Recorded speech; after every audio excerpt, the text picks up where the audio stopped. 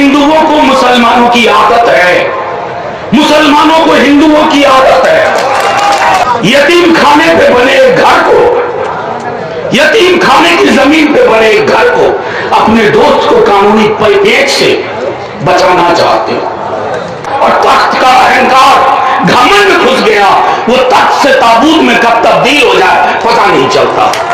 और ये मुसलमानों की लड़ाई सिर्फ नहीं है, ये लड़ाई हिंदुस्तान की पहचान को बचाने की है। का तो बनाने में कोई योगदान नहीं, बन गए मुल्क में हिसाब लेने आ रहे हो।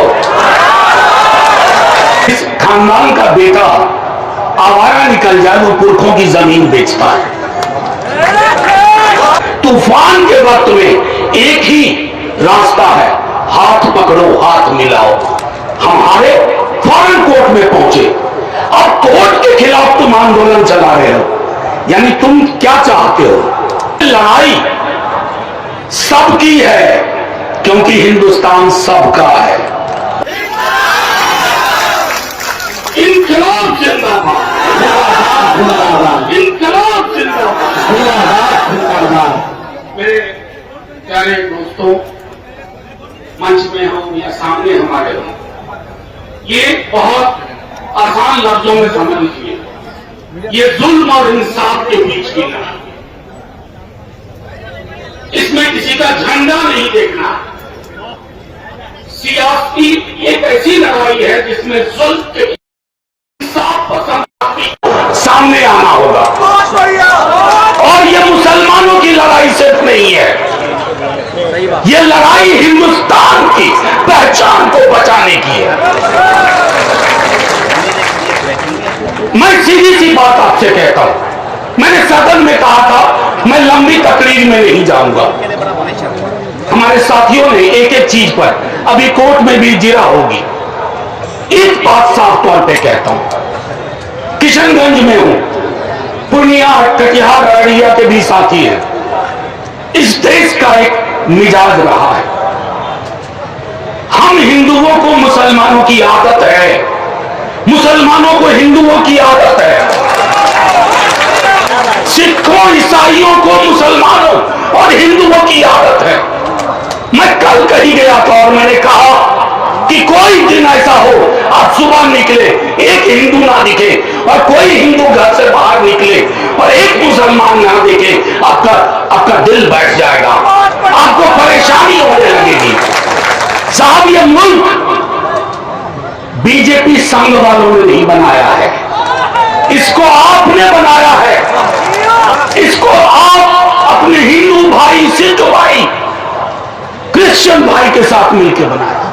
अरे जिनका तो बनाने में कोई योगदान नहीं, बन गए मुल्क में हिसाब लेने आ रहे हो। और एक बात बहुत आसान लफ्जों में कहूं, हिंदुस्तान एक करार का भी नाम है, कॉन्ट्रैक्ट। वो करार हिंदुस्तानों के मुसलमानों ने खास तौर पर गांधी, नेहरू और मौलाना आजाद के साथ किया था। उस करार को मत तोड़ो। वो करार क्या है? वो करार है हमारी साझी पहचान। तुम इतने सालों बाद, 78 सालों बाद तकसीम जब हुआ, इस देश के मुसलमानों ने इस मिट्टी को नहीं छोड़ा। मैं बार बार कहता हूं, सदन में भी कहा, इस मिट्टी पे मुसलमानों, हिंदुओं, सिखों, ईसाइयों का कर्ज है। और इस मिट्टी का कर्ज है हिंदुओं, मुसलमानों, सिखों, ईसाइयों पर। हमारे अपने कर्ज है हमारी मिट्टी के साथ। तुम सूदखोर बनिए की तरह मत आओ। हम नहीं जानते हैं क्या कि लिमिटेशन एक्ट के माध्यम से आप अपने एक अजीज दोस्त का फायदा पहुंचाने जा रहे हैं। यतीम खाने पे बने एक घर को, यतीम खाने की जमीन पे बने एक घर को अपने दोस्त को कानूनी पेच से बचाना चाहते हो। मैं सिर्फ इतना आप लोगों से फिर एक बार कहूंगा, इस देश का ये लड़ाई, हमारे कई साथी कह चुके हैं, ये लड़ाई एक दिन की नहीं है। ये हो सकता है हमारी ताकत देख करके, हमारा जोश देख करके ये कानून विड्रॉ कर लें, लेकिन अपना नजरिया विड्रॉ नहीं कर पाएंगे। इनके नजरिए में नफरत है, इनके नजरिए में नफरत है। ये नफरत की सियासत करते हैं, लेकिन नफरत की सियासत के खरीदार अब कम होते जा रहे हैं। 35% आपको वोट मिलता है, 65% नहीं मिलता है। और वो 35 है, उसका एक बड़ा हिस्सा आने को तैयार है। क्या हम नहीं जानते हैं? आपके पास बेरोजगारी पर कोई जवाब नहीं था, भुखमरी पे कोई जवाब नहीं है, आपके पास आय की असमानता का कोई जवाब नहीं है। अमीर इतना अमीर क्यों होता जा रहा है और गरीब दिन ब दिन गरीब क्यों होता जा रहा है, इसका जवाब नहीं है। तो जवाब कहां ढूंढा जाए? एक ऐसा कानून लाओ जिसमें उलझा दो। मैं यकीन के साथ कहता हूं, इनकी कोशिश थी कि ये हिंदू मुसलमान हो जाएगा, तारीफ की जाए इस मुल्क की मिट्टी की, इसने इसे हिंदू मुसलमान नहीं होने दिया और कभी नहीं होने देंगे, कभी नहीं होने देंगे। हमारे कई साथियों ने कहा, सदन में जो वोट है, दोनों सदनों में मुसलमानों के साथ हिंदू, सिख, ईसाई कांधे से कांधा मिला करके, क्योंकि हम हकीकत जानते हैं। हकीकत यह है कि एक सरकार जो हर मोर्चे पे फेल कर रही है, वो सरकार, जैसे अपने यहां एक कहावत है, मैं सहरसा का हूं तो पास का हूं, तो कहते हैं कि जिस खानदान का बेटा आवारा निकल जाए वो पुरखों की जमीन बेचता है, शराब पीता है, पुरखों की जमीन बेचता है, इनके पास करने को कुछ नहीं है। तो जो हमारे पुरखों की जायदाद है, तुम उसको बेचने का पेच लेके आ रहे थे और इसको लोगों ने समझ लिया। दूसरी चीज जो हम सबको ध्यान में रखनी है, कई साथियों ने कहा कानूनी लड़ाई है, अभी 3-4 मसलों पे ही हमें रिलीफ मिला, सिर्फ 3-4 मुद्दों पे, लेकिन इसमें 40 सेक्शन, सब सेक्शन, क्लॉज ऐसे हैं जिस पर क्लैरिटी की आवश्यकता है। सरकार के पास पार्लियामेंट के अंदर कोई जवाब नहीं था। हमारे एक मुजाहिद साहब ने बहुत तफसील से कहा, इतना जवाब नहीं था कि मैंने एक हंसते हुए एक बात कही थी, आपके सामने भी रख रहा हूं। हम सब ने ईदगाह कहानी प्रेमचंद की पढ़ी, उसमें हामिद चिमटा खरीदता है अपनी दादी अमीना के लिए, जिनकी उंगलियां जल जाती थी रोटी सेकने में, चूल्हे का जमाना था। तो मैंने बीजेपी के सदस्यों से पूछा कि भाई आप में से कोई मुझे बता दो कि हामिद ने चिमटा किस दुकानदार से खरीदा। हामिद ने चिमटा हरखुद्दीन से खरीदा या हरिंदर से खरीदा तो नहीं मालूम। अरे ये देश है, हामिद चिमटा खरीदते हुए दुकानदार का नाम नहीं देखता है, और तुम दुकानदार का नाम बताना चाहते हो कि हिंदू है तो यहां से खरीदो, मुसलमान है तो यहां से खरीदो। मैं तो किशनगंज की मिट्टी को देख रहा हूं, फर्क करना मुश्किल है कौन हिंदू कौन मुसलमान। इस मिट्टी की आन बान शान, मैं बार बार एक बात दोहरा रहा हूं, यह लड़ाई एक दिन की नहीं है। मैं सियासी तकरीर नहीं करना चाहता, मैं ये नहीं कहना चाहता कि हमने ये पहले किया, हमने ये बाद में किया, कोई नहीं। जब तूफान आता है ना तो पसमानदा घर पसमानदा नहीं देखता है। ये तूफान का वक्त है, वो पॉलिटिकल पार्टी का झंडा नहीं देखेगा। तूफान के वक्त में एक ही रास्ता है, हाथ पकड़ो हाथ मिलाओ, हाथ पकड़ो हाथ मिलाओ और फिर लड़ाई को आगे ले चलेंगे। मैं एक बात जरूर कहूंगा, आप सबको पता भी होगा, फिर भी दोहरा देता हूं एक आखिरी चीज, ज्यादा वक्त न लेते हुए कहूंगा कि जिस दिन यह बिल लोकसभा में था उसी रात लालू जी हॉस्पिटल में एडमिट हो। मैं आपको बता नहीं सकता, जो व्यक्ति बहुत कमजोर थे उस वक्त, हर मिनट ये देख रहे थे कि कौन बोल रहा है, सरकार क्या कह रही है, और वही हाल नेता प्रतिपक्ष तेजस्वी जी का था।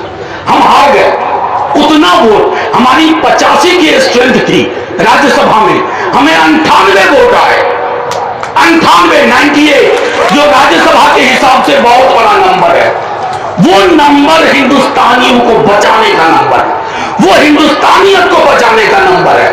उस नंबर में हाथ मिले हुए हैं सबके, उसको तुम बीच में तोड़ने की कोशिश मत करो। हम हारे, फौरन कोर्ट में पहुंचे, अब कोर्ट के खिलाफ तुम आंदोलन चला रहे हो, यानी तुम क्या चाहते हो? जो तुम चाहो वो हो, ये कतई नहीं होगा। मैंने कहा था कि एक करार था इस देश के मुसलमानों का, गांधी, नेहरू, आजाद के लोग से, और हमें एक दूसरे को देखने की आदत, वो आदतें जो कोई बदलवाने की कोशिश करेगा, क्योंकि तख्त को ताबूत होते हुए देर नहीं लगती। यह ध्यान रहे, जिसके जहन में तख्त और तख्त का अहंकार, घमंड घुस गया, वो तख्त से ताबूत में कब तब्दील हो जाए पता नहीं चलता। ये हम कहना चाहते हैं। साहब, आपने ताकत नहीं देखी है। कई दोस्तों ने कहा सीए एनआरसी लाए, हमने विरोध किया, तुमने उसको अभी ठंडे बस्ते में रखा हुआ है। असल में आपने ये सोचा था कि मुसलमानों को टारगेट करो तो बाकी की 80-85% आबादी परमानेंट जेल में आ जाएगी। भाई, झगड़े हमारे देश में पहले भी हुआ करते थे, मैं इससे नहीं कहूंगा, झगड़े होते थे, लेकिन सुलह हमारा डिफॉल्ट टेम्पलेट था। बैठ के बात करके सुलह करने की हमारी आदत थी। हमारी आदतें बदलने की कोशिश मत करो। हम साथ बैठेंगे, सुलह में रहेंगे, अमन में रहेंगे, जस्टिस के लिए लड़ेंगे। मैंने कहा शुरुआत में, इंसाफ और जुल्म की लड़ाई है, इसमें कोई एक झंडा नहीं है। मुझे बेहद खुशी है कि वक्फ प्रोटेक्शन एक्ट का मूवमेंट के तहत ये पूरा का पूरा, हम में से अलग अलग पॉलिटिकल पार्टी से लोग आए हैं। मुजाहिद साहब ने अपनी जिंदगी के 15 बरस जिस पॉलिटिकल पार्टी को दिए, कल ठोकर मार दी, इधर आ गए। ये हमारे जितने विधायक हैं वो सिर्फ इसलिए नहीं आहत हैं कि ये मुसलमानों का नुकसान करेगा, ये हिंदुस्तानियत का नुकसान करेगा, हमारी पहचान का नुकसान करेगा। तुम हमारी जमीन जायदाद को औने पौने दाम में छीन करके हमें हाशिए पे धकेलना चाहते हो, ये नहीं होगा। और आखिर में मैं एक बात कह के खत्म करता हूं, थोड़े पेशेंस की जरूरत होगी, हमारे आपके खून और पसीने दोनों की जरूरत होगी, इसमें सब्र की जरूरत होगी। सब्र को अपना हासिल रखिए। इस पे बहुत रहनुमा आएंगे या रहनुमा का ढोंग करेंगे, उन ढोंगियों को भी पहचानिए। रहनुमाई तब होती है जब सीने पे गोली खाने को भी तैयार हो, अगर वो मौका आ जाए। मैं किसी प्रतिरोध को, चूंकि गांधी जी हमारे पास एक हथियार देके गए, सत्याग्रह, और अम्बेडकर साहब, बाबा साहब एक हथियार देके गए हैं, लीगल पिटीशन। हम दोनों का इस्तेमाल करेंगे, अम्बेडकरवादी पिटीशन, गांधीवादी सत्याग्रह, और दोनों चीजें साथ साथ चलेंगी, संसद में भी और सड़क पर भी। और कोई भी, जो मैंने कहा, किसी को ये मुगालता ना हो, तो उसने देश की पहचान को हमेशा के लिए मिटाने का जो निर्णय किया वो उसमें सफल रहा। हम नहीं कामयाब होने देंगे, ये हम सबको एक अहद लेना है। और मैं पुनः आप सबको, गर्मी में इस मीटिंग में आप आए, लेकिन ये पहली मीटिंग है इस जमीन पर, इस जमीन की पहचान को बचाने के लिए, इस जमीन की जो आबो हवा है, जो फजा की आबो हवा है, उसको बचाइए। ये लड़ाई सबकी है, क्योंकि हिंदुस्तान सबका है। और चूंकि हिंदुस्तान सबका है, हम एक बात और आखिरी में कहूं, चुनाव आएंगे जाएंगे, पॉलिटिकल पार्टी आती है जाती है, हम देश नहीं हारेंगे। चुनाव भले हार जाए, 5 हारे, 10 हारे, कम से कम इतिहास में उस तरह के लोगों का नाम नहीं होगा जो चुनाव जीते रहे नफरत फैला करके। हम मोहब्बत बांट के हारना चाहते हैं। जय हिंद, इनकलाब जिंदाबाद।